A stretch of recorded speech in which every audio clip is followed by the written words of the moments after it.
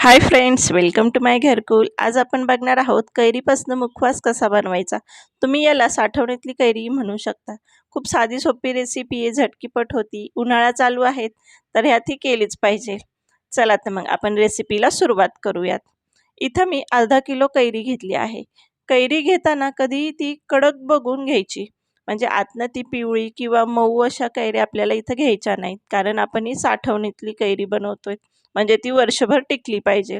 त्यामुळे आपल्याला ह्याला कडक अशी कच्ची कैरी घ्यायची आहे। तुम्ही कुठल्याही जातीच्या आंब्याची कैरी इथं घेऊ शकता। तर आता काय करायचं, याला स्वच्छ धुवून घ्यायचं, छान कोरडं करायचं, पाणी थोडंही राहू द्यायचं नाही। त्यानंतर याची आपण साले काढून घेणार आहोत। आज पहिल्यांदाच चॅनलवरती आला असाल तर चॅनलवरती एकदा जरूर भेट द्या। व्हिडिओज आवडले असतील तर सबस्क्राईब करायला विसरू नका। आता इथं आपल्या सगळ्या कैऱ्यांची सालं काढून झालीत। याला परत आपल्याला धुवायचं नाही, म्हणजे पाणी लागू द्यायचं नाही।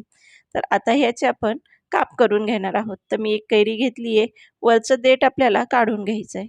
आणि आपण जे फ्रेंच फ्राईजसाठी ज्या प्रकारे बटाटा उभा कापतो, तशाच पद्धतीने आपल्याला या कैरीचे काप करून घ्यायचे आहेत। खूप जास्त जाडही नाही आणि खूप जास्त पातळही नाही, अशा आपल्याला उभ्या आकारातनं कैरीचे काप करून घ्यायचे आहेत। तुम्ही इथं बघू शकता, आपली ही कैरी अगदी पांढरी शुभ्र कडक अशी आहे। अशीच कैरी निवडली तर आपला कैरीचा मुखवास हा वर्षभर छान टिकून राहतो। परंतु तुम्ही जर पिवळी किंवा अशी मऊ पडलेली कैरी घेतली तर लवकर त्याला बुरा लागण्याची शक्यता असते। म्हणून कधी कैरी घेताना अशी कच्ची आणि कडक घ्यावी। तर इथं माझ्या सगळ्या कैऱ्यांचे काप करून झालेत, तर मी एका मोठ्या परातीत ते काढून घेतलेत।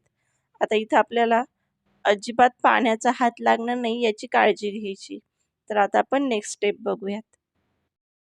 आता या कैऱ्यांवरती काय करायचं, आपल्याला एक अर्धा चमचा हळद घालायची आणि 1 चमचा काश्मीरी लाल मिर्च पावडर येते, ती मी घातली। तुम्हाला तिखट जरा जास्त लागत असेल तर तुम्ही वाढवू शकता।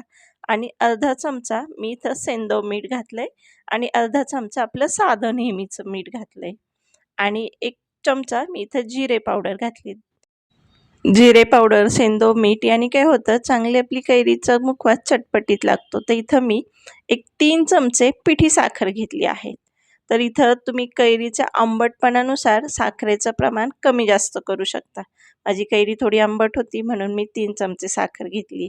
आता काय करायचं, हे सगळे मसाले आपल्या फोडींना छान असे लावून घ्यायचे।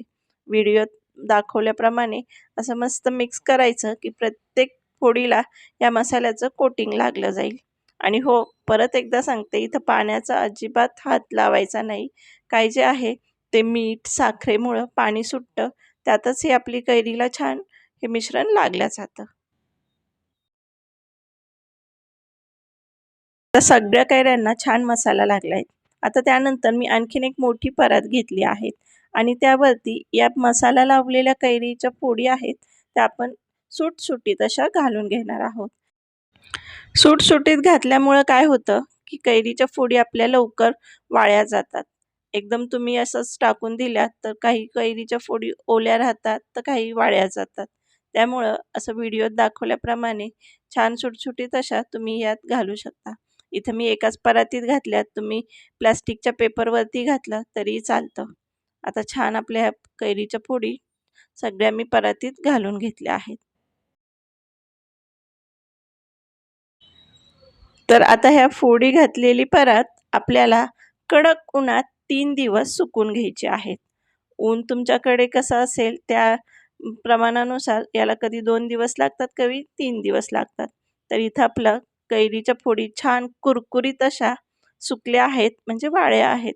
तर इथं आपला हा छान मुखवास तयार झाला आहे। तुम्ही बघू शकता, मसालाही तशाच्या तसाच राहिलाय। छान चटपटीत अशा या कैरीच्या फोडी झाल्यात।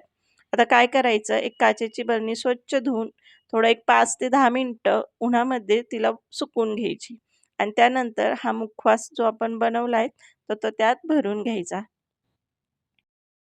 इथं तुम्ही काचेच्या बरणीच्या ऐवजी प्लास्टिकची बरणी वापरू शकता। तर आपला छान हा कैरीचा मुखवास तयार झालाय। बरणीचं झाकण लावून घ्यायचं, हा वर्षानुवर्ष असाच राहतो। चवी अशी चटपटीत मस्त लागते। व्हिडिओ आवडला असेल तर कमेंट्समध्ये सांगायला विसरू नका। Thank you.